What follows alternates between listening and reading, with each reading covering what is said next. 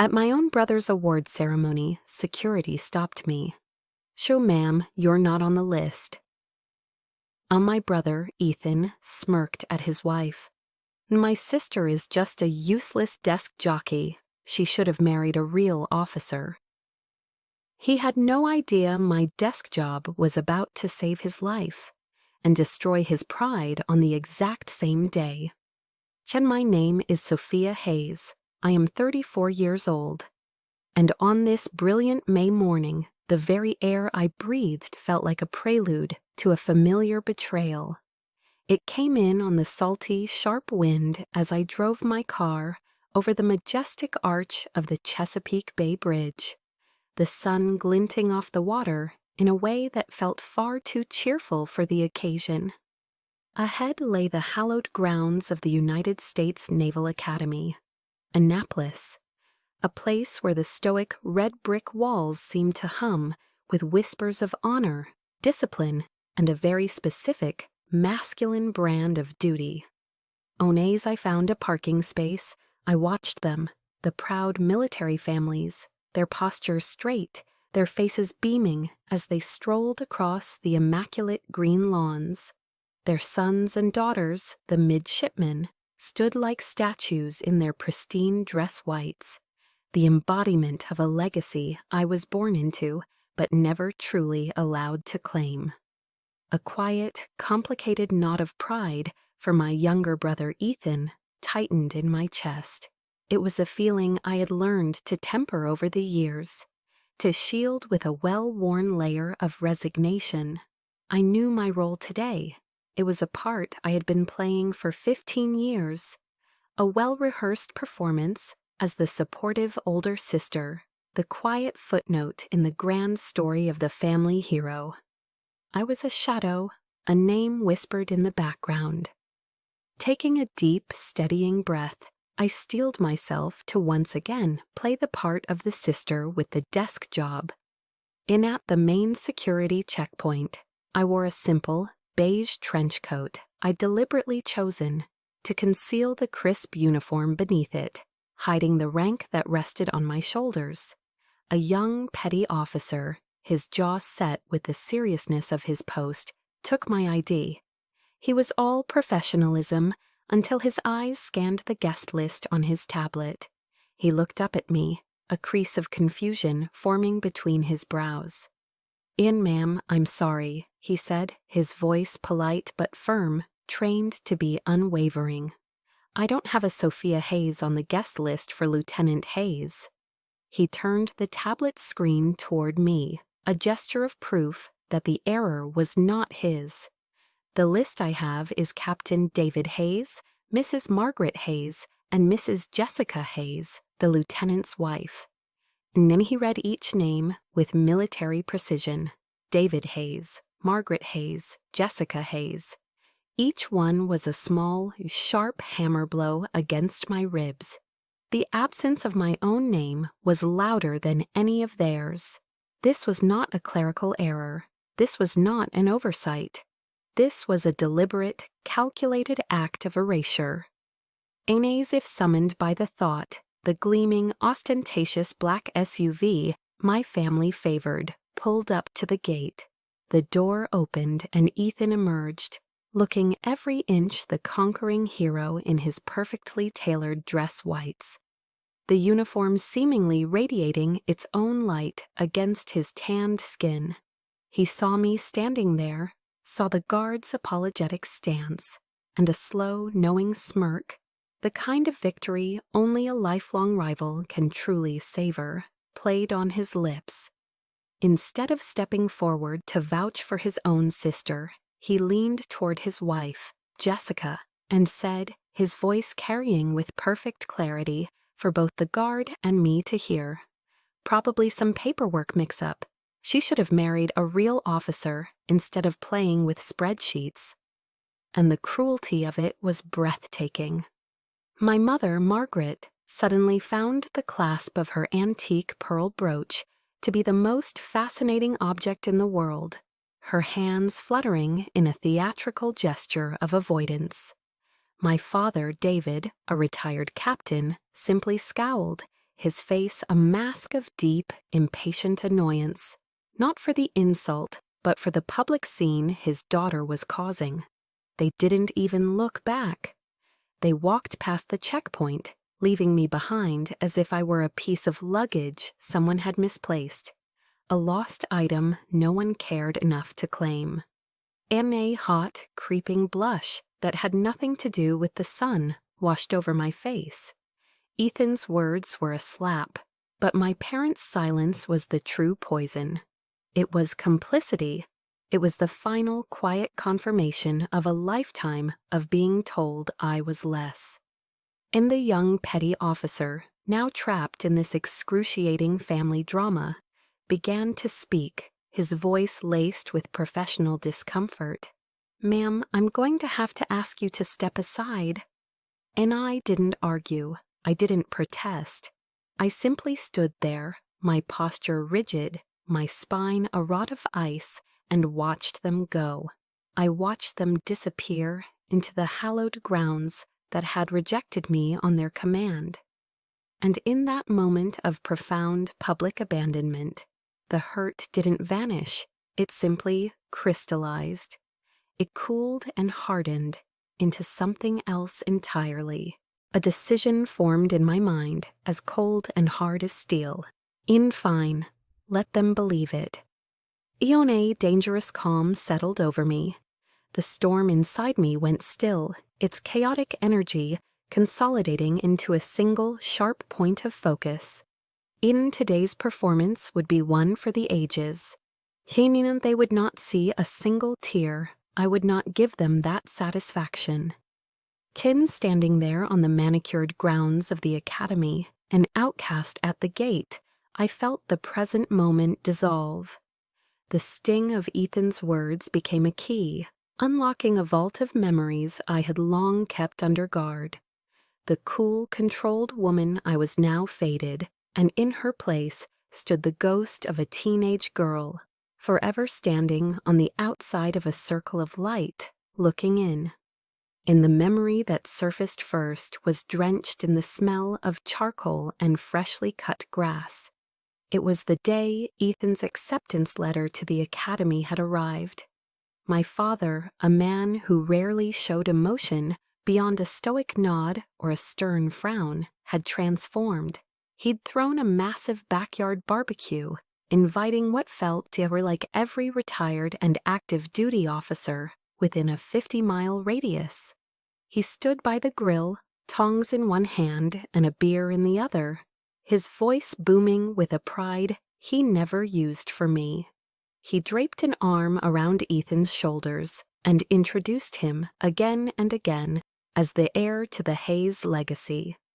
On later, my mother brought out a huge sheet cake from the local bakery, the kind with overly sweet frosting and airbrushed decorations. In bold blue letters it read, "Congratulations, future Admiral." The whole world, it seemed, had stopped spinning for this one moment. It wasn't just a party, it was a coronation, a public declaration of the chosen son. And I, his older sister, was just a commoner in the crowd, a spectator at a ceremony held in my own backyard. I smiled, I clapped, and I felt utterly and completely invisible. And the universe has a cruel sense of irony. That very same week, I had won a National Science Fair award. My project, a complex cryptographic algorithm, had been recognized as one of the most promising in the country. I remember holding the award in my hands, a heavy gold-plated medal on a thick ribbon. For a few hours I had allowed myself to feel a flicker of hope. Perhaps this, I thought, would be enough. Inyai found my father by the fireplace that evening, reading the Wall Street Journal. I approached him tentatively, the way a child offers a drawing, my heart pounding with a desperate need for his approval. "Dad," I'd said, my voice barely a whisper, I won."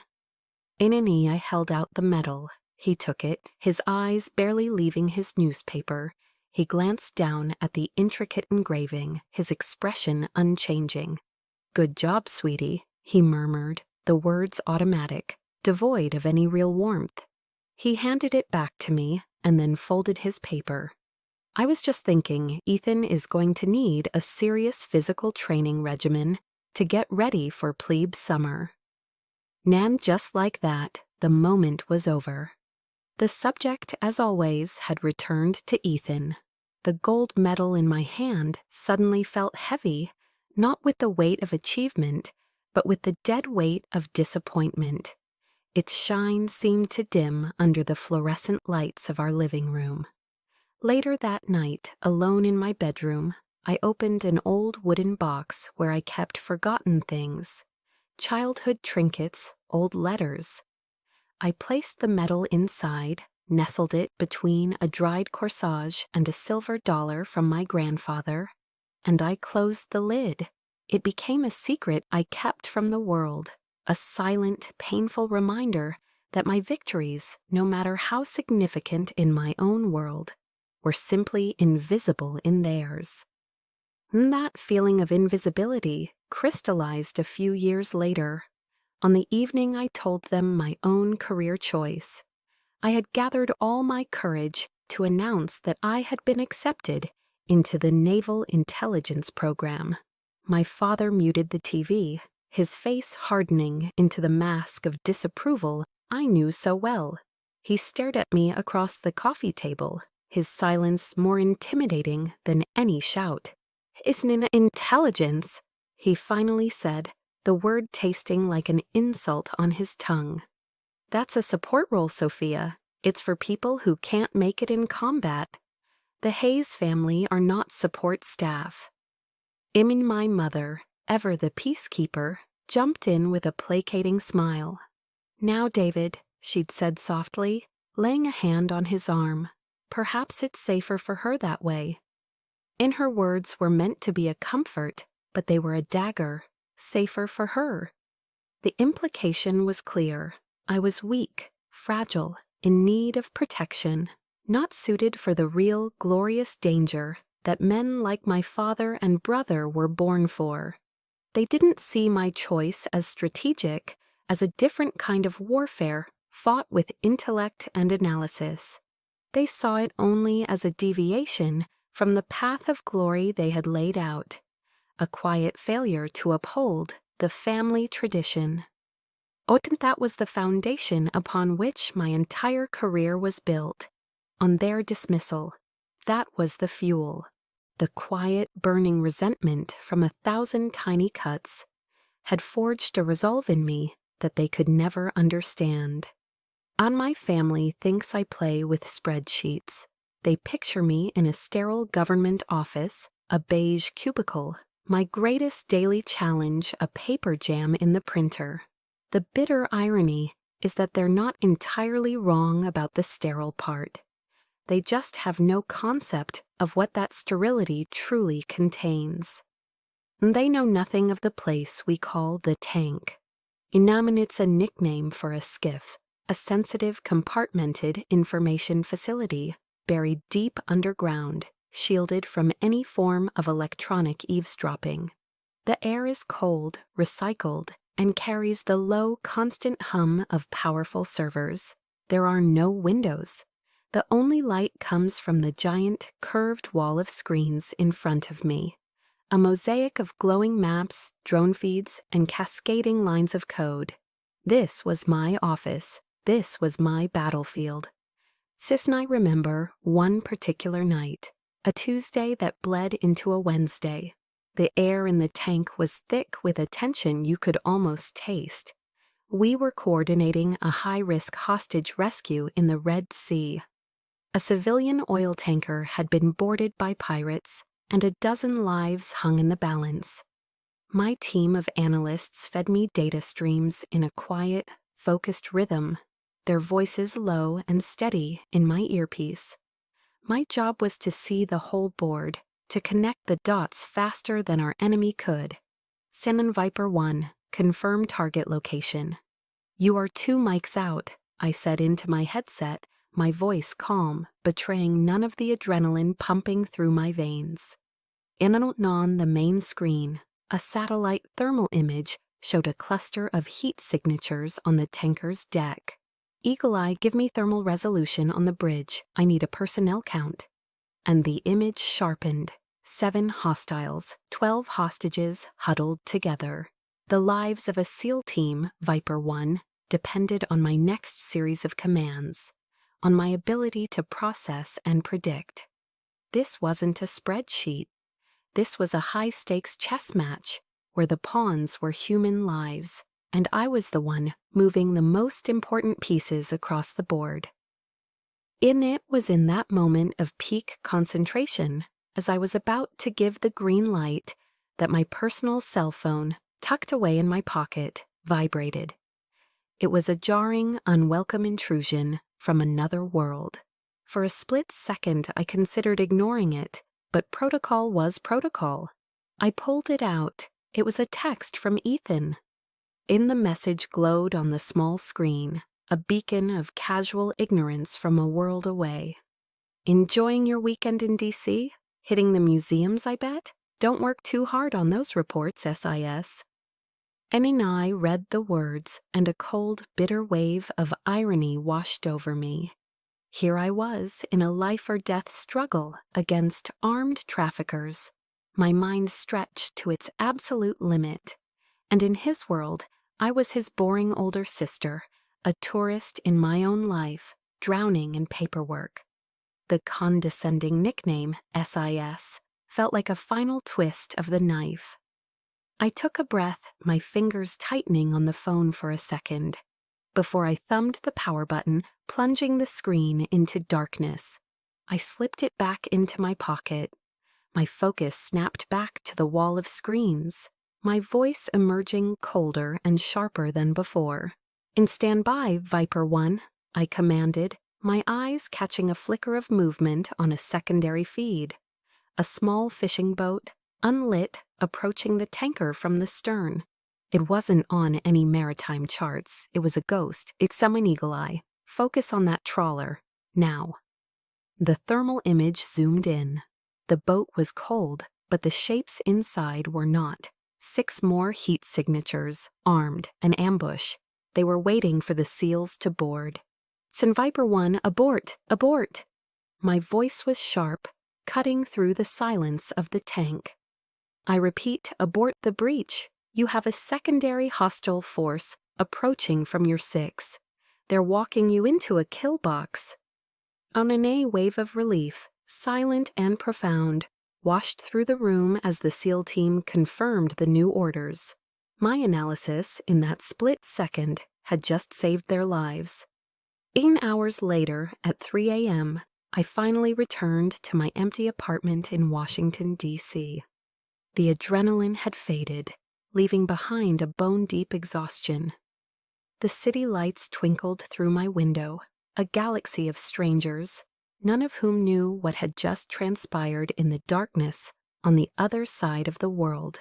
I walked to the liquor cabinet, my movements heavy, and poured a generous 2 fingers of Kentucky bourbon into a heavy glass. No ice. Ira and I stood by the window, swirling the amber liquid, the silence of the room a stark contrast to the controlled chaos of my work. I thought about the men of Viper 1, teammates whose faces I would never see, whose thanks I would never hear. I thought about the string of victories attributed to anonymous intelligence sources. Solitude was the price of this silent power. My family thought I pushed paper. They had no idea that those papers held the fates of nations, that the ink from my pen could move armies and shift the balance of power. They saw a desk job, I saw a global chessboard, and I had long ago accepted the terms of my service. I accepted the loneliness, the secrecy, the crushing weight of it all, on because the mission was always more important than a wounded ego.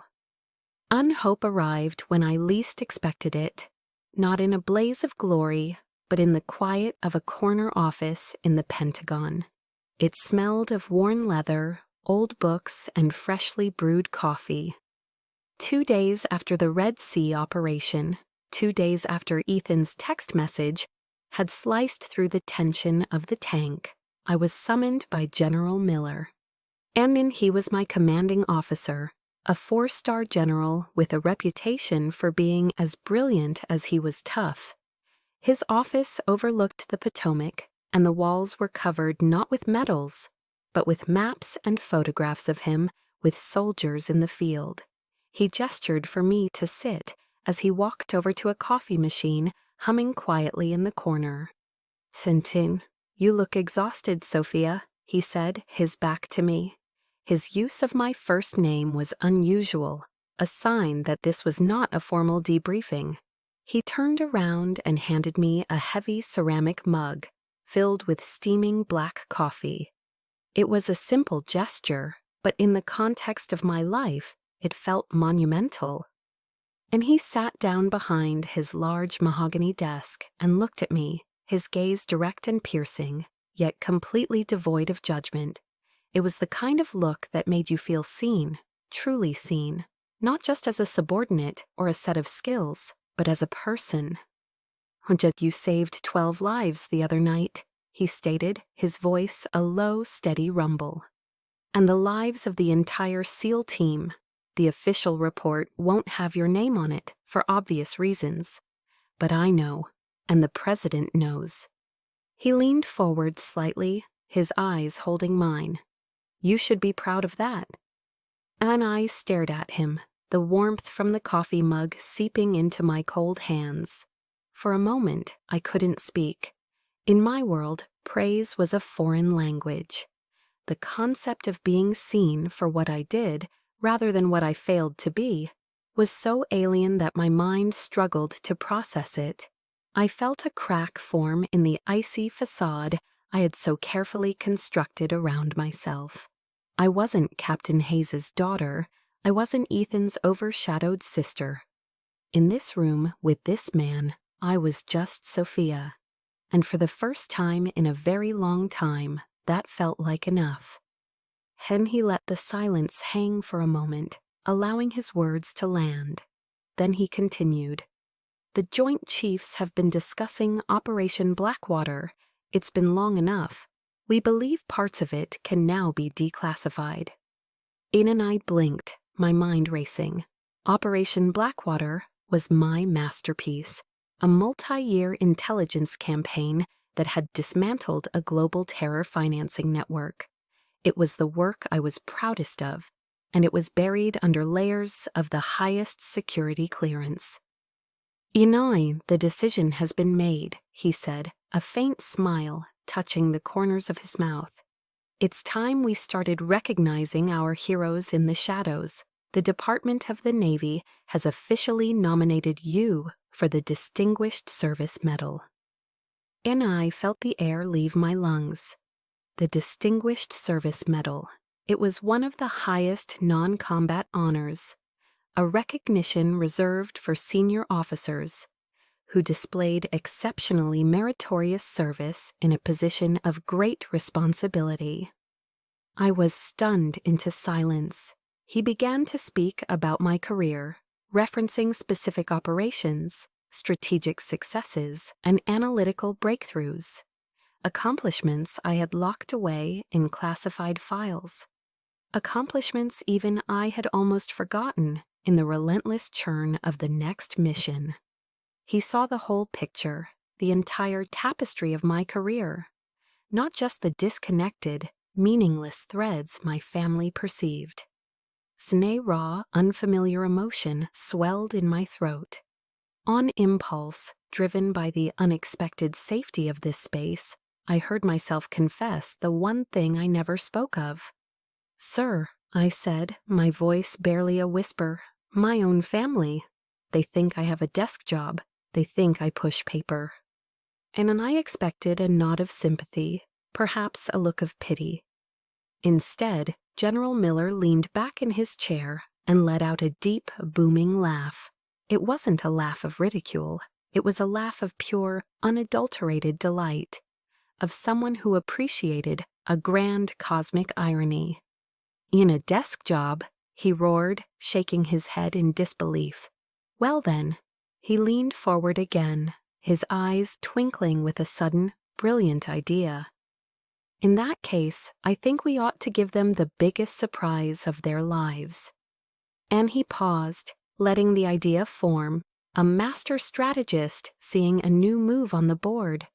Your brother's awards ceremony is next month, isn't it? At Annapolis.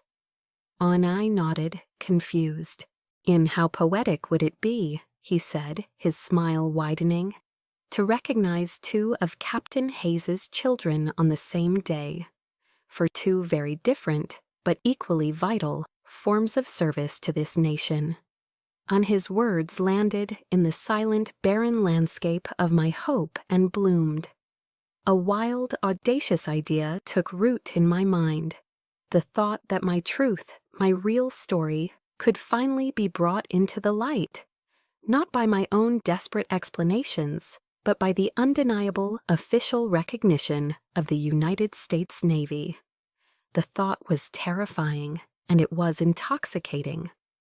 In the seed of hope General Miller had planted felt fragile, a delicate green shoot in the barren soil of my heart. But my memory, a far more cynical and experienced gardener, immediately conjured the ghost of the last 4th of July, a day that served as a perfect, suffocating reminder of why such hope was a dangerous thing to entertain. And the scene replays in my mind like a worn-out home movie, a tableau of quintessential American perfection. My parents' sprawling backyard in suburban Virginia, heavy with the smoky, savory scent of burgers and hot dogs, sizzling on my father's oversized gas grill. An American flag, Old Glory herself, waving proudly from a pole on the porch. A large blue Coleman cooler, sweating in the afternoon sun, packed with cans of Miller Lite and Coca-Cola. It was a picture-perfect, Rockwellian painting of family and patriotism. And as always, I was just part of the background scenery, a detail to make the composition feel complete. The true focus, the sun around which our entire family solar system was forced to orbit, was Ethan. He held court on the freshly stained deck, a beer in hand, regaling a rapt audience with a tale from his last deployment in the Persian Gulf. It was a good story, I had to admit, full of roaring engines, tense standoffs, and split-second decisions. It was also about 80% fiction. I knew this because I had read the official after-action report, a document so classified that its existence was a secret. I knew that in the real event, he was a supporting character, a competent officer who did his job. But here on his stage, under the adoring gaze of our father, he had given himself the starring role. My dad, his face beaming with a vicarious pride that was almost painful to watch, would nod along, interjecting with technical details about the FA-18 specs or the carrier group's protocols, lending his own authoritative weight to the embellished narrative. It was a play, a tired, predictable one they had been performing for my entire life, and I was, as always, the unwilling audience member, contractually obligated by blood to applaud a performance I knew was a fraud. Anna later, while my father and Ethan were deep in a debate about military spending, my mother caught my arm with a gentle but firm grip. "Come help me in the kitchen for a minute, dear," she said, her voice bright and conspiratorial. This was her signature move, the gentle summons to a private space for a not-so-gentle, soul-crushing critique. And in the cool of the kitchen, she pulled a large bowl of potato salad from the refrigerator, her back to me as she fussed with the plastic wrap. "You see Jessica out there," she began, her tone meticulously casual. "She just knows how to take care of Ethan. She makes his life so easy when he's home. It's a real gift, you know." She turned to face me then, her smile a carefully constructed mask of maternal concern that didn't quite reach her eyes. A career is a wonderful thing, Sophia. We're very proud of you, of course. But you mustn't forget about your own happiness. And I braced myself. I knew what was coming next. In my friend Carol from the book club, her son, Mark. He's an orthopedic surgeon, you know, very successful, very handsome, and he's finally single again. I was just thinking.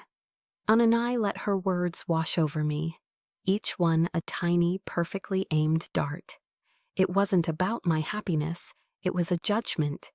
It was a quiet, firm declaration that my life, the one I had sacrificed and fought for, the one I had painstakingly built for myself in the shadows, was fundamentally incomplete.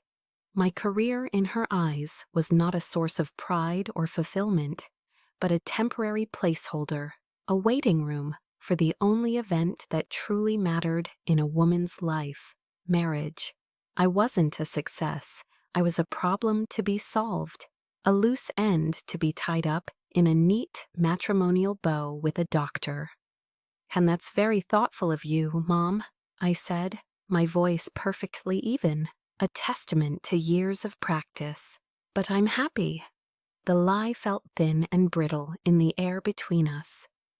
When we returned to the patio, the sun was beginning its slow descent, casting long, dramatic shadows across the lawn. Ethan, now 3 beers in, was louder, his confidence amplified by the alcohol and the fawning audience. He spotted me, and with a boisterous laugh, draped a heavy, familiar arm over my shoulders. His gesture was a prelude to an attack disguised as brotherly affection. "And hey, sis," he said, his voice overly jovial. He pulled me a little closer, forcing the small group of his friends and our parents to pay attention. "I've been meaning to ask you." He paused for dramatic effect. "When are you going to put in for a transfer to a real position?" And the question landed in the suddenly quiet circle like a grenade. He continued, either oblivious or indifferent to the sudden tension. "Somewhere you can actually make a difference. Must be pretty damn boring sitting in the Pentagon all day, pushing paper." And there it was, the annual public dismissal of my entire life's work. In front of everyone, he had reduced my career, my sacrifices, my secret victories, and crushing responsibilities to nothing. A boring, meaningless waste of time. He wasn't just asking a question, he was passing a verdict. And I felt it then. A wall of ice beginning to form around my heart. A defense mechanism I had perfected over decades. It started at my core and spread outwards, a cold, crystalline barrier against the casual, smiling cruelty of his words. On the outside, I held my own smile in place. It was a polite, placid, utterly empty expression. "Oh, and I like my work, Ethan," I said, my voice a perfect imitation of calm. But inside, behind that wall, I felt a fundamental shift. The ice, which for years had been just a shield, was now becoming something else. It was getting higher, thicker. It was no longer just a defense. It was becoming a fortress.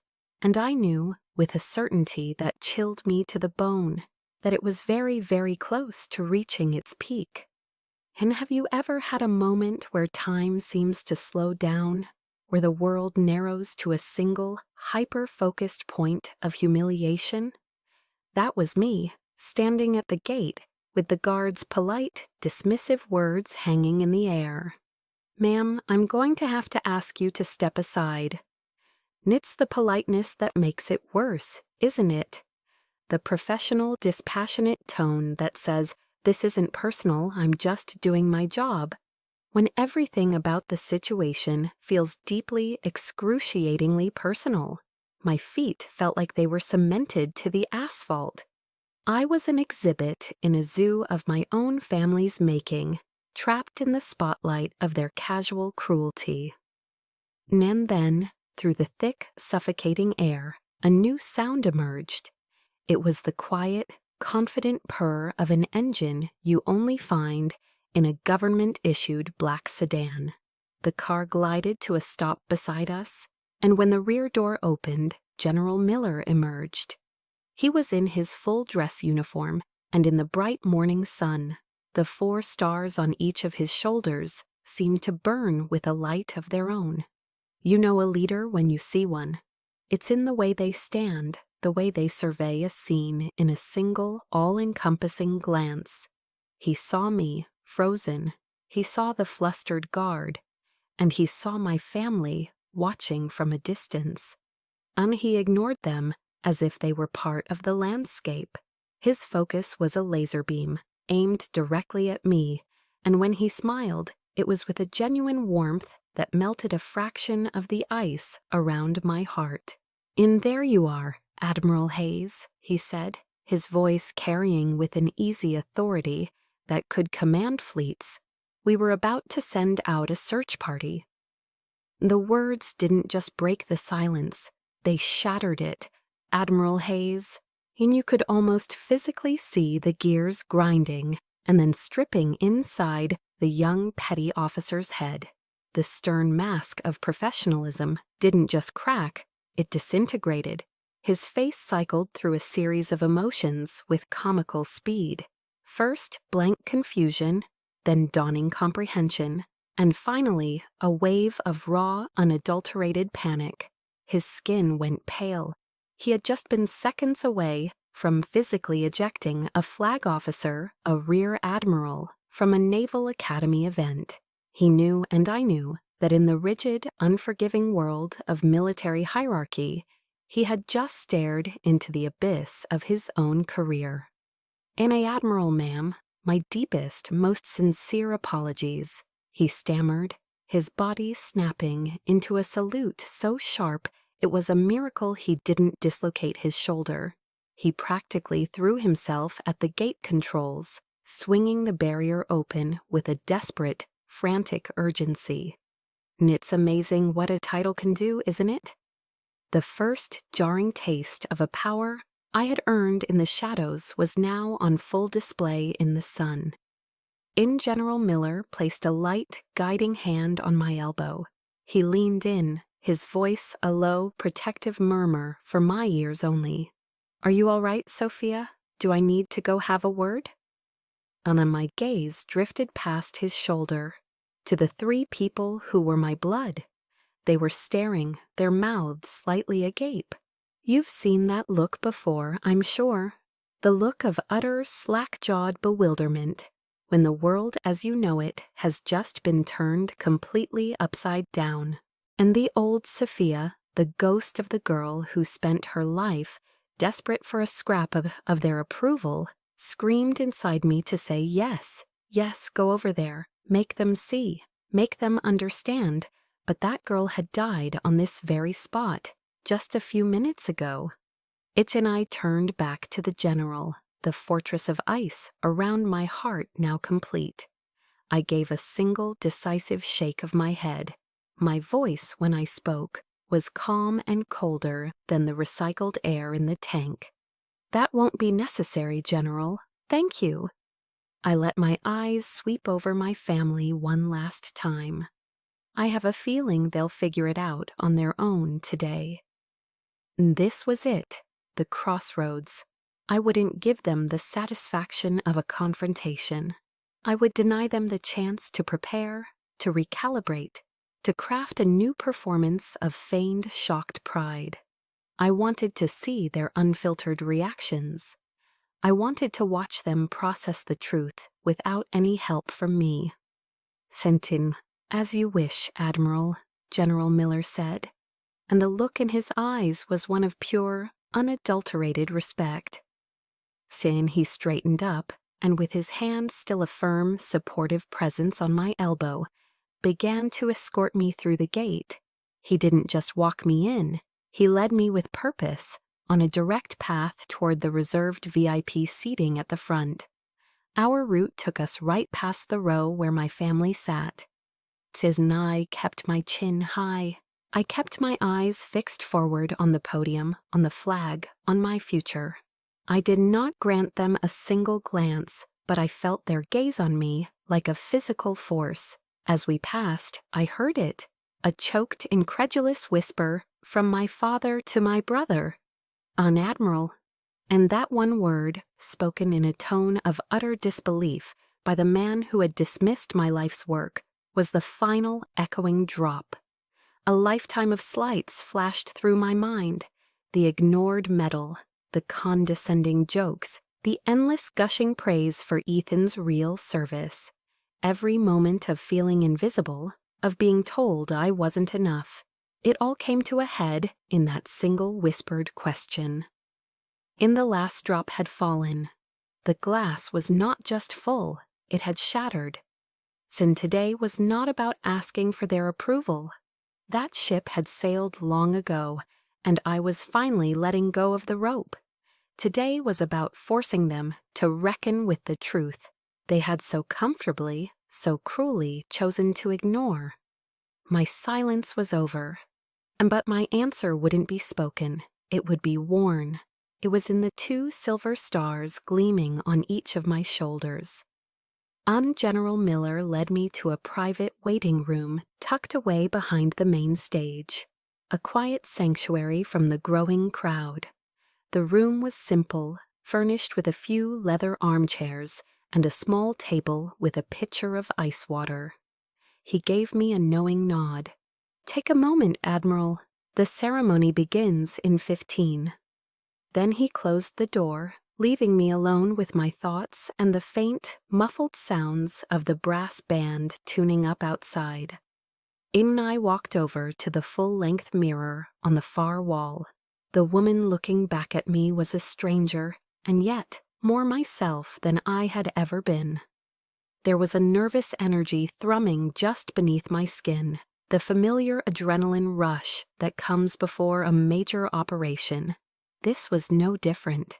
This was a strategic maneuver, one that required careful, deliberate preparation.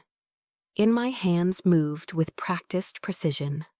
I slipped off the beige trench coat, the civilian armor I had worn for so long. I folded it neatly and placed it on a chair. It lay there, a soft, crumpled symbol of the person I used to pretend to be, a ghost. And beneath it was the crisp, immaculate uniform of the United States Navy, the service dress whites. I took a moment to adjust the fit, smoothing the fabric over my shoulders. Then, from a small velvet-lined box I took from my purse, I retrieved my rank insignia, 2 silver stars for each shoulder board. They were cool and heavy in my palm. This wasn't just about dressing for a ceremony. This was a silent, personal ritual. With slow, methodical movements, I affixed the stars to my shoulders. Each click of the pin into its fastening was a decisive sound, a final confirmation. Click. This is who I am. Click. This is what I have earned. And I was no longer just Sophia Hayes, the quiet daughter. I was Rear Admiral Hayes, a flag officer in the most powerful navy in the world. I was dressing myself in the truth. When I stepped out of the waiting room and back into the designated VIP section, the atmosphere had changed. The seats were filling up, a sea of uniforms and formal attire. A few senior officers, a vice admiral I knew from the Joint Staff, and a Marine Corps general spotted me. Their faces lit up with genuine recognition. "In Admiral Hayes," the vice admiral said, extending his hand. "I heard they were finally declassifying Blackwater, a phenomenal piece of work. Congratulations." "And long overdue, Sophia," the Marine general added with a gruff, approving smile. "You and your team ran circles around them. We owe you one for that." Each handshake, each word of praise from these men who understood the sacrifices, who spoke the same language of service and strategy, was like a brick being laid in the foundation of my confidence. It was a stark, almost painful contrast to the cold, confused stares I could feel, coming from the guest section. My family didn't know me. But these people, my peers, my colleagues, they knew. Their respect was a shield, a solid, impenetrable wall of validation that I would carry with me into the battle ahead. In I took my assigned seat next to General Miller, my back straight, my hands resting calmly in my lap. And then I allowed myself to feel it, the weight of their gaze from across the aisle. I didn't need to look to know they were staring. I could feel the intensity of it, a mixture of disbelief and a dawning panicked confusion. Etienne and I could picture the scene perfectly. My father leaning in, whispering urgently to my mother fanning herself with the ceremony program, her eyes wide with shock. And Ethan, I could feel his stare most of all. It was a focused, burning beam of bewilderment. He would be looking at the 2 silver stars on my shoulders, the impossible, incomprehensible truth of them. In his mind, the math wouldn't add up. The sister he had mocked just an hour ago, the boring paper pusher, was wearing a rank that took most men a lifetime to achieve, if they ever did. And I met his gaze for a fraction of a second across the crowd, offering nothing more than a calm, polite, almost imperceptible nod. Then I turned my attention back to the stage. And the game had begun. But for the first time in my entire life, I wasn't a pawn, sacrificed for the sake of the king. On today, I was the queen, and I was about to checkmate them all. My silence now was more powerful than any argument I could ever make. It was the calm before the storm, the quiet intake of breath before the truth was finally spoken aloud. In the master of ceremonies, a captain with a voice as smooth as polished brass stepped up to the podium. And now for the presentation of the Navy and Marine Corps Commendation Medal to Lieutenant Ethan Hayes for meritorious service in support of combat operations. And I watched, a silent observer in the front row, as my brother rose from his seat. He moved with the fluid, unshakable confidence of a man who has never had to question his place in the world. A man who has spent his entire life being told he was the hero of every story. He ascended the stage, accepted his medal with a practiced, humble dip of his head, and turned to the microphone as if he were born for the spotlight that now bathed him in a golden glow. And his acceptance speech was flawless, a masterclass in charm and filial piety. He thanked the Navy for the incredible honor, his commanding officers for their steadfast leadership. Then he turned his charismatic gaze toward our family. "I want to thank my father, Captain David Hayes," he said, his voice ringing with a sincerity that could move mountains, "for teaching me what it means to be a warrior, for showing me the path of duty, honor, and courage." He smiled at my mother, a warm, affectionate smile, and to my mother Margaret for her unending support and prayers. He then gave a subtle, charming wink to his wife. And of course, to my beautiful wife, Jessica, for being my rock, my anchor in every storm. And he paused then, a performer's trick, letting the weight of his gratitude settle over the room. His eyes swept across the audience, a king surveying his court. For a fraction of a second, his gaze passed directly over me, sitting in the front row of the VIP section. There was no recognition, no emotion, not even a flicker of acknowledgement. It was as if he were looking at a piece of furniture, a stranger, a seat filler. Then he continued, concluding his speech with a final, patriotic flourish that earned him a thunderous, sustained applause. He never mentioned my name. In that very public, very deliberate omission, in front of hundreds of his peers and our nation's most respected leaders, he had made his final definitive statement: "You do not exist." It was a deeper, more profound cut than any private insult ever could be. It was an erasure on a public record, a final declaration of my irrelevance.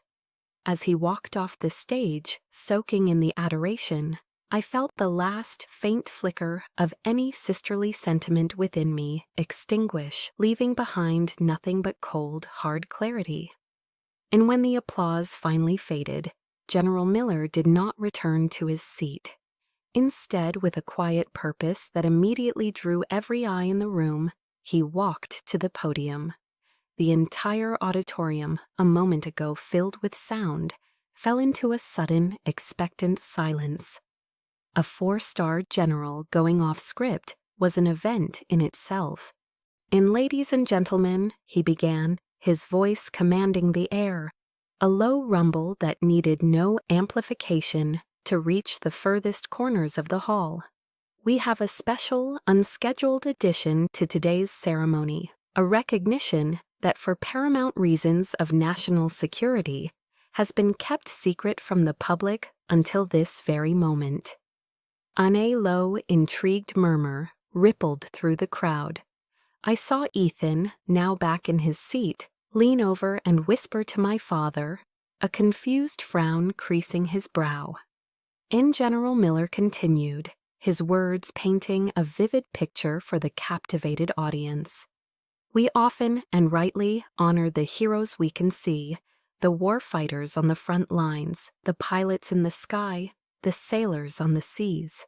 But there is another kind of hero, one who serves in the deepest shadows of the world, one whose victories are not measured in territory gained, but in tragedies averted, in lives saved.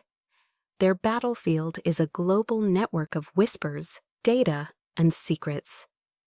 On the air was now thick with anticipation. The audience was leaning forward in their seats, completely under his spell.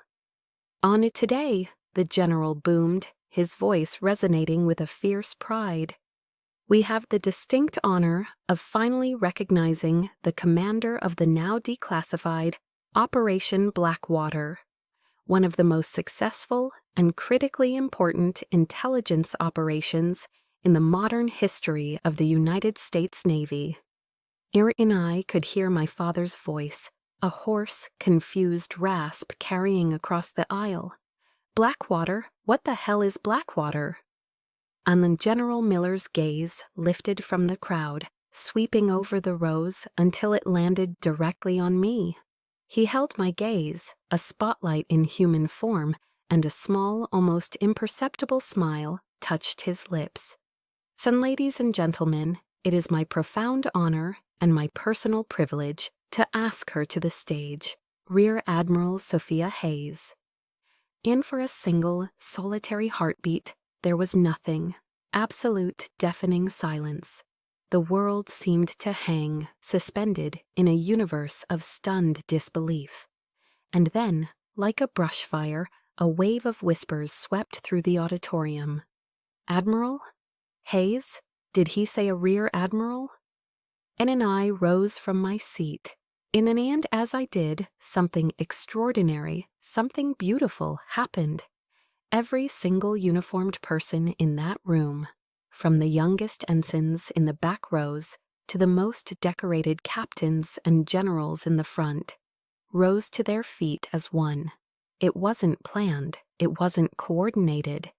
It was a reflex born of instinct, protocol, and a lifetime of ingrained discipline. It was respect, a cascading wave of white and blue uniforms, standing in silent, stunned deference. All except for 3 people. And my family remained seated, frozen in their chairs, as if a gorgon had turned them to stone.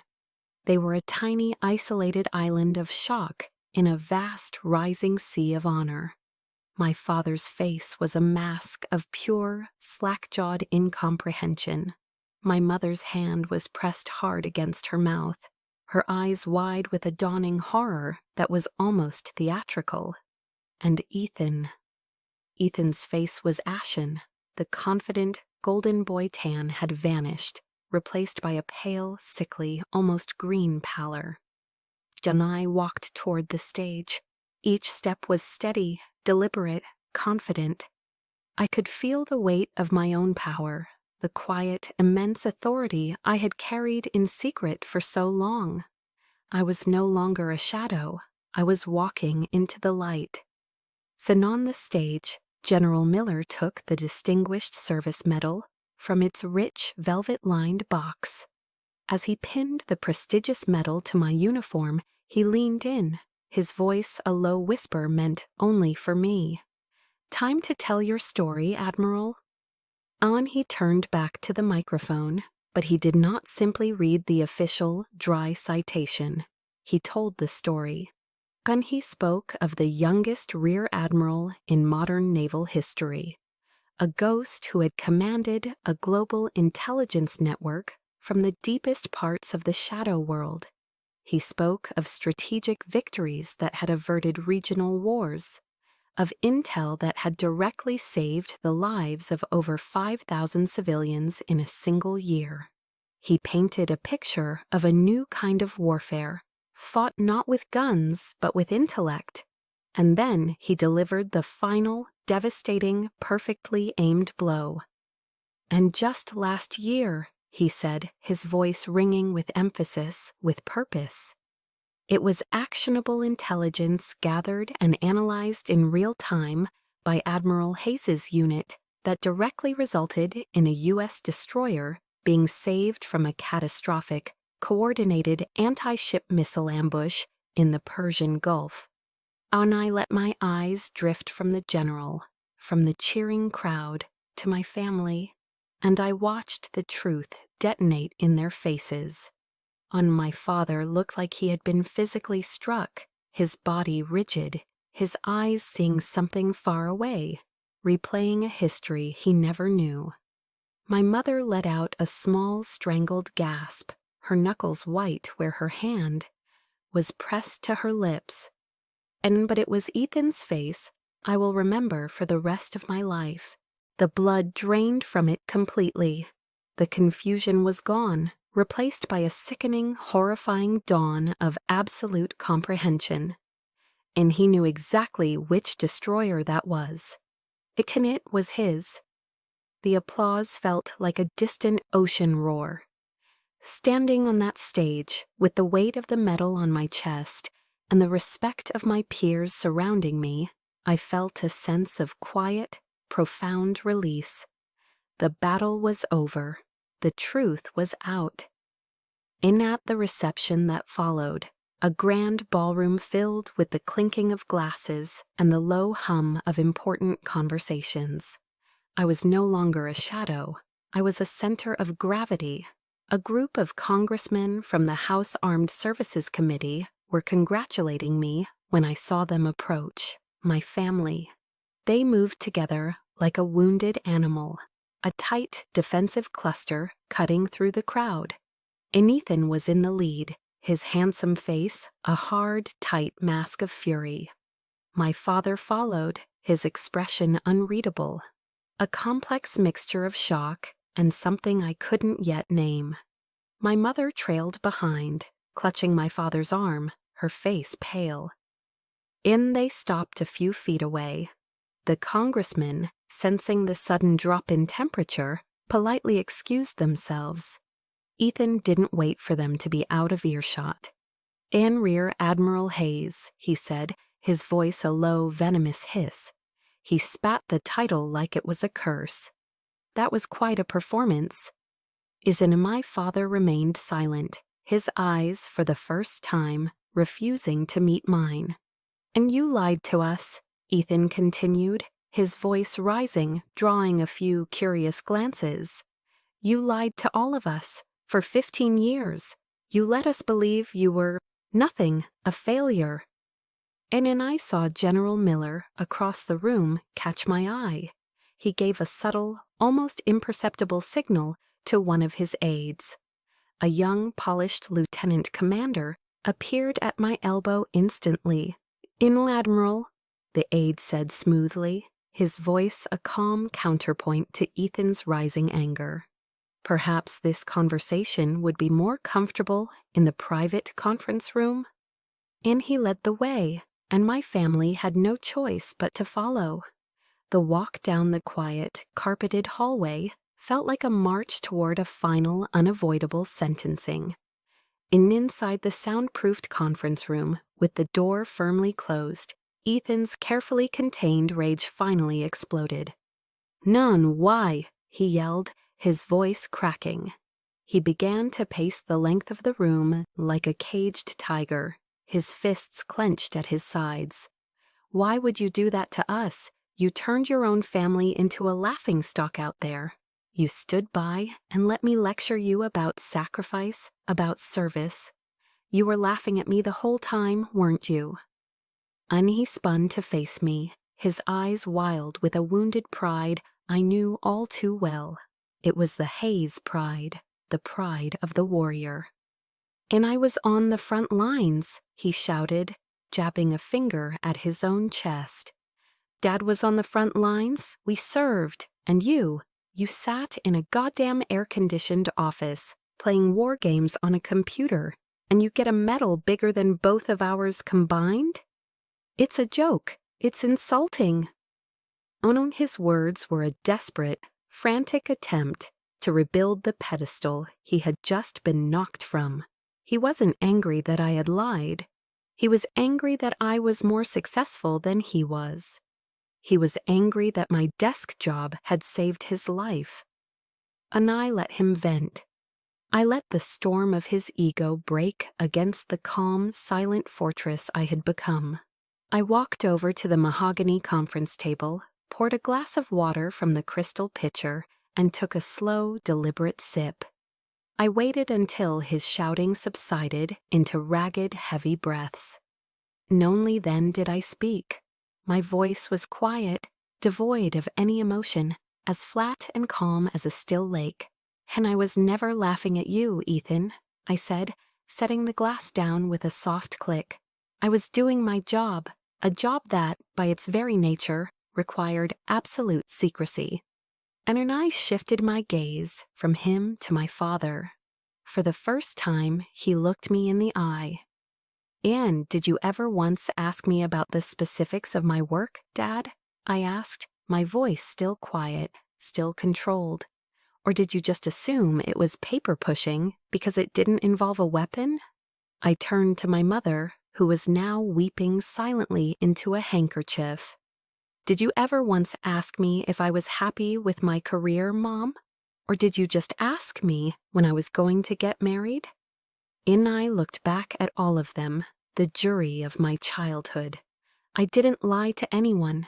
I simply stopped trying to explain myself to people who had already decided they weren't going to listen. In my words hung in the air, a final damning verdict. The silence that followed was heavy, absolute. My father, the indomitable Captain David Hayes, seemed to shrink before my eyes. He bowed his head, and in that moment, for the first time in my life, he looked old. He looked defeated. And just then, the sharp, distinct ring of my encrypted satellite phone cut through the silence. It was a sound that meant only one thing: duty calls. I glanced at the screen, then back at the shattered remains of my family. "How do I have to take this?" I said, my voice crisp and professional again. "It's a call I can't miss." And I turned and walked toward the door, my heels clicking softly on the polished floor. I paused with my hand on the doorknob, my back to them. I allowed one last small piece of my old self to speak. "Eldon, I love you," I said, the words feeling foreign but necessary. "But I will not be dismissed by you ever again. If we are going to have a relationship from this day forward, it will be one that starts with respect, real respect." John and I let the words hang in the air for a moment, a final non-negotiable term of surrender. And think about it. And then I walked out of the room, closing the door softly behind me, leaving them alone in the echoing silence of the truth. 6 months passed, 6 months of careful, tentative steps, across a newly drawn map. My ultimatum at the ceremony wasn't a finish line. It was a starting line for a different kind of relationship, one I wasn't sure my family was capable of running. Ek and I walked into my parents' living room on a quiet Sunday afternoon. The first thing I noticed was something new against the far wall. It was a beautiful, glass-fronted display cabinet made of dark cherry wood. My father was there, a soft cloth in his hand, carefully polishing the glass. His own medals and my grandfather's were arranged tastefully on the lower shelves. But in the center, on the main shelf, at eye level, sat my Navy Distinguished Service Medal. It was flanked by a framed, high-resolution photograph of me on the stage at Annapolis, with General Miller pinning the medal to my uniform. And my mother came in from the kitchen, carrying a plate of her classic chocolate chip cookies, still warm from the oven. She smiled at me, a real smile, one that reached her eyes. "Ken, your father built that last month," she said softly. "He said it was the first time the Hayes family display case told the whole story of service. And not the story of the men, not a story of combat versus support. Just service." It was a small change in wording, a subtle shift in the family narrative, but it felt as significant as the moving of a continent. And yet that evening, dinner was different. The air was lighter. The usual performance was gone. There were no exaggerated war stories, no bravado. Instead, my father, after clearing his throat, looked at me across the dinner table. "Sophia," he began, testing the name out, "what are the biggest challenges you face with personnel management at the Pentagon? With that many high-level civilians and officers, the politics must be complex." And it was a real question, a question born of genuine curiosity. Later, Ethan talked about a new risk analysis protocol he was implementing on his ship. "It's funny," he said, not quite meeting my eye. "Some of the principles, I feel like I learned them from somewhere." He chanced a quick glance at me, a shy, almost embarrassed smile touching his lips. It was his way of acknowledging my world, of admitting its value without having to say the words directly. And then, my mother raised her wine glass. "A toast," she said, her voice clear and steady. "Not to the men of the family, but to the strength and intelligence of all the Hayes children, in all their forms." We all clinked glasses. The oppressive, competitive tension that had defined every family meal I could remember was gone, replaced by a quiet, fragile, but very real warmth. And after dinner, Ethan and I found ourselves on the old wooden swing on the back porch, a place where we'd spent countless childhood summer evenings. For a long time, we just sat in a comfortable silence, listening to the chirping of the crickets. And he was the one who spoke first, his voice low and devoid of its usual arrogance. "I'm sorry, Sophia," he said, his eyes fixed on the dark tree line at the edge of the yard. "The way I treated you, the things I said about your work, it was never about you. It was about me." And he took a shaky breath. I needed to be the hero. I needed it, to feel like I was living up to Dad's expectations, to the family name. I was so insecure that I couldn't stand to see that you had found your own way, a way that I didn't understand. And his confession was a balm, a healing medicine for a wound I didn't even know was still bleeding. And I felt a real smile, a genuine, unforced smile, spread across my face. "Thank you for saying that, Ethan," I said softly. I looked out at the yard, at the fireflies beginning to blink in the twilight. For the longest time, I thought I needed this family's approval to feel whole. I thought my value was something you all had to give me. And I placed a hand over my own heart. But all those years of being misunderstood, they taught me something more important. My worth isn't determined by anyone else. It's right here. It always was. I looked at him. Having you all finally see it, that's a gift, a wonderful gift, but it's not a prerequisite anymore. Nathan nodded slowly, a look of profound understanding on his face. I'm really proud to be your brother, Sophia. And for the first time, I could say it and mean it with every fiber of my being. And I'm proud to be your sister. In the peace I felt in that moment wasn't a victory. It was something better. It was acceptance. It was a dawn I had made for myself. Admiral Sophia Hayes's journey is a powerful reminder that our true worth is never determined by others. Perhaps her story brought to mind a moment in your own life, a time you had to draw a line in the sand, or when you realized your peace of mind was non-negotiable. Then we believe those moments deserve to be honored.